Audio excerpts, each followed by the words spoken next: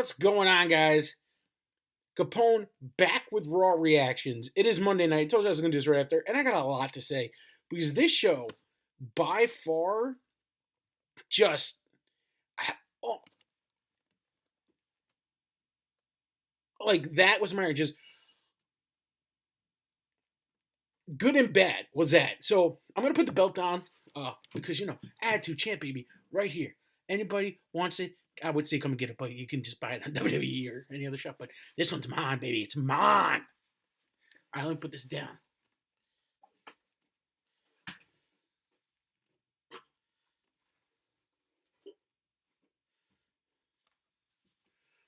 Okay, let's talk about the show, shall we? Let me move my camera a little bit.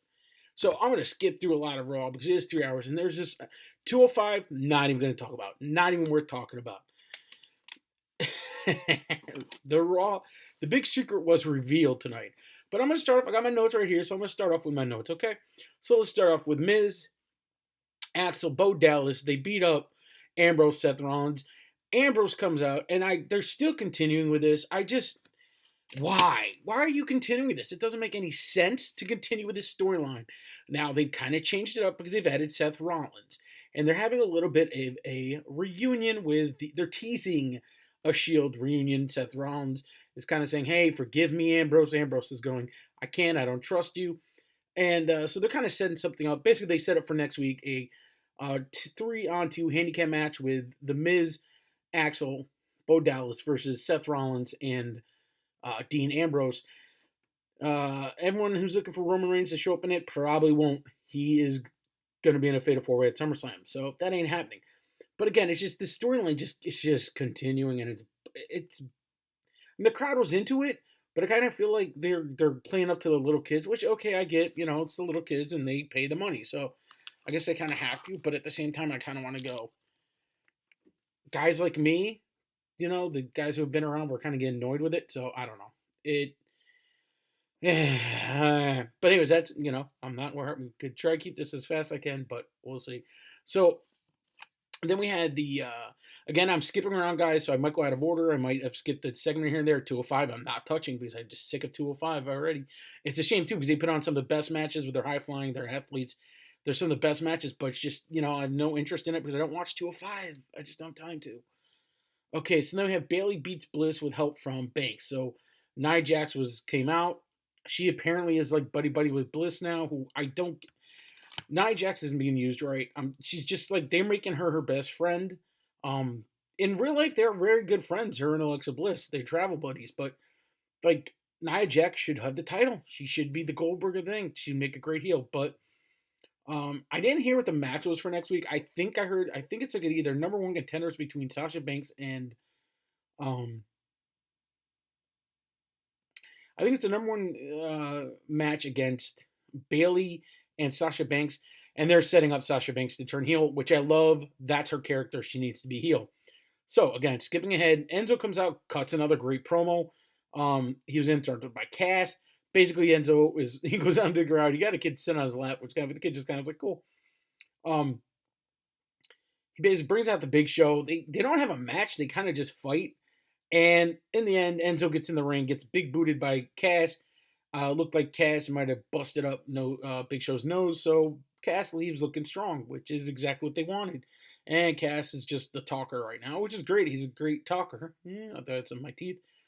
I mean, he's a great talker that works, but again, this doesn't really do anything for anybody other than they're pushing Cass as the next big guy. And I think Big Show is going to hand him the torch. Probably at SummerSlam, they're going to have a match, and it's probably going to be Cass taking on that. So the Revival cuts a promo on the Hardys. I'm going to skip over what happened next, but I'm going to end there on that one. Hardys versus the Revival. Revival wins by a dirty taxis. I was very happy with this. I was very happy with what happened here because the Revival, they're old school tag team. They're the tag team that I kind of grew up watching, and I like that. I'm glad to see their tag team that's still together. However, by the way, I hope you like my Punisher shirt. I wore it just for you guys. However, they are getting rid of the tag teams. And again, I'm going to jump back, but the Revival's such a good team, and they could use such new opponents. And I mean, they showed the the club there. I forget their name. Carl Anderson, and I'll think of his name later. They showed him, and they were in the back going up too sweet, and I was like, okay. It just didn't really make much. It was a good match, and I'm glad the Revival won, but not making sense what you're doing with the tag team. Also, too, during the show, at one point it was Elias Sampson versus Finn Balor, and Sampson knocked Balor in the back with that guitar. Looks like he gave him a pretty good cut on the head. And as Balor was walking away, it makes Sampson look great. As Balor was going up the ramp, Bray Wyatt showed up on screen, which I think they've been teasing that for a little bit. So that they're definitely ending the Seth Rollins Bray Wyatt, and now it's gonna be Bray Wyatt and Finn Balor. I don't know where Eli Sampson fits in with this, but it was interesting and great promo again by Bray Wyatt. I watched most of it, but none of it really sank in. But it was still good. It was a good promo. That'll be a good feud. I'm not sure how long it goes for. Probably till SummerSlam. They'll have a match at SummerSlam. I don't think after that it'll be very far. Go very much further. SummerSlam is the second biggest pay-per-view next to WrestleMania, so should be a good show for that. Okay, so then it ended with Joe versus Reigns, number one contendership, and of course, big surprise, Braun Strowman comes out, interferes, beats them both up, and leaves them laying and walks away. So this is setting up the four-way match at SummerSlam. Okay, so like I said, that was not the exciting part. For the last couple weeks, they've been really pushing this. Kurt Angle has a secret. Kurt Angle has a secret. Kurt Angle has a secret. He revealed it tonight, and that is that, I guess in college, he had fun with a girl. She got pregnant. They broke up. She got pregnant 9 months later. She had a kid, and it's Kurt Angle's. Okay, they've done this kind of routine before. They've done this before. I guess it. I didn't see the, I'm someone's daddy storyline coming out. Because they really didn't know. I mean, there's where do you go? And that's kind of a good thing, I guess, that they kind of caught everyone off guard, because they caught me off guard. But it's who they chose to be who they chose to be his son. That makes no sense whatsoever. Chad Gable is on SmackDown. American Alpha. Great tag team. There's rumors they were breaking them up. It kind of was looking that way when they had Chad Gable go against AJ Styles. It put on a phenomenal match. No pun intended. And what do? They go in. So it was pretty clear they looked like they're going to split them up. I was very disappointed that I think they should not have split them up.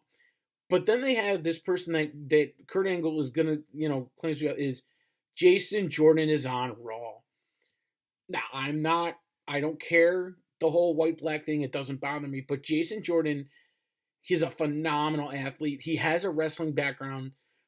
And Kurt Angle, to his credit, was crying in that ring. I mean, he's really selling it. They did an interview on WWE.com. He sold it then. Chad Gable to me just had to walk down there. It was like, how the hell do I sell this? Like, how do I sell it? They hugged in the middle of the ring. It looks so awkward. I don't know where they go with this. I think at some point, it's going to be found to be a lie or something. And I guess that's a way. I guess they're going to go, Jordan's going to be heel. But this makes no sense. It makes no sense. And it's just like, and he said, my family's okay with this. Everyone understands. So there's no, I don't know where this goes.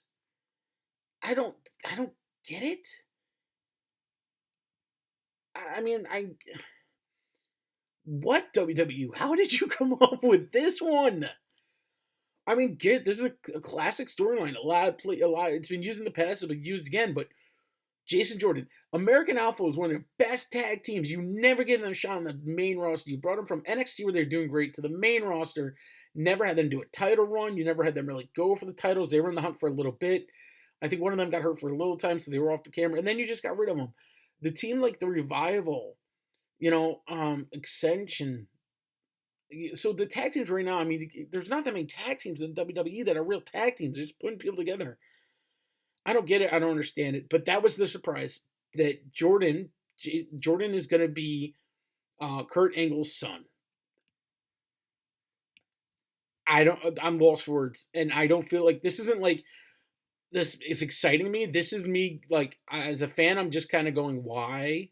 Why do you do that? Why would you have Jason Jordan? I mean, Jason Jordan. Why would you have Jason Jordan be the one? I guess I just think it was like they were like, we don't have what do we do with him? Like, what do we do with him? And they were like, yeah, let's just have him be the son. Okay, why not? It doesn't make any sense. So I don't know, guys. I mean, oh, I got blurred. I didn't realize I was looking away. I don't know how this works. I don't know where they go and what they do here. So it'll be interesting. I don't know how SmackDown's going to be tomorrow. I'll have a SmackDown review up in the morning, probably. Probably, we'll see. But yeah, I mean, Raw just wasn't that great. I didn't think it was very good. I mean, the surprise was like, I mean, while I was watching, going, huh? But it was like, why? It just didn't make any sense. I would have had someone from NXT who was like on their way, and that's who I would have brought up. Like I would have brought someone who hasn't been on the roster, on the main roster yet, and bring them up that way. But this, it's like it's not believable. It's wrestling. It's entertainment. I get that. I'm a wrestling fan, and when you watch this, you're a wrestling fan. You like the entertainment of it, and you know that this is stuff doesn't have to make sense. But this really doesn't make sense.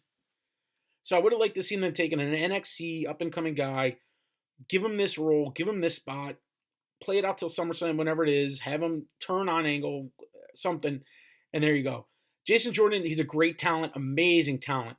A guy's athletic. He just can really do some amazing stuff in that ring. God, I hope they use him right. Maybe this storyline will do better than I thought, but I don't see it going anywhere. I see them having a hard time making it believable, pushable, and we'll see what happens. But that was Raw, guys. Very short. I'm trying to keep these shorter. I'm also trying to go to bed. It's like midnight, past midnight where I am. So hope you guys enjoy. Please, again, leave comments, like, subscribe, tell your friends about it. I really appreciate it. And that's it for me, guys. Capone out. Peace.